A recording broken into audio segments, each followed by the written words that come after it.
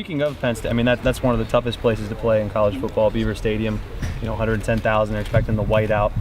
How excited are you guys to another opportunity to prove yourselves in prime time? And what does that last week's game do moving into this week's game? Well, that the young guys, everybody talks about how young we are, Yeah. that we can execute in a crazy tough environment. I mean, Wisconsin Stadium, Camp Randall is historically known to be a tough place. Sure.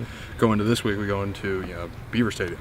Place is insane. I mean, when I was there 2 years ago, I was this far away from you. Couldn't hear what Jamarco was saying to me. So, looking to a big time game. And our guys are gonna. We're excited about it.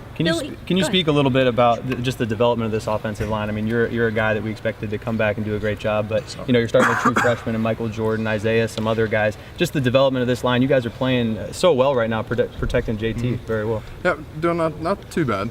Can't be too gracious and give us a lot of credit for it. We're a work in process. I mean, that's how offensive line play is. So you can't say that you're doing really good because then 1 week or one play you take off and that JT's not doing so hot.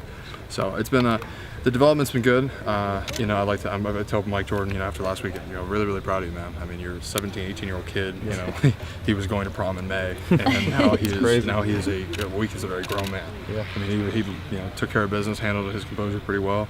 The Camp Randall was nuts and the jump around was crazy, and he did pretty well.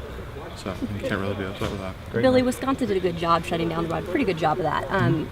With this team, how much of a priority is it to get Mike Weber going a little more? I think it's to get him going earlier. We talked about it. We want to go up in front and dominate and do what we do. This is Ohio State is a offensive line driven program, and to establish the run early and to make sure that we handle our responsibilities and don't have the miscues we had early in last game. And Mike Weber is a huge part of that.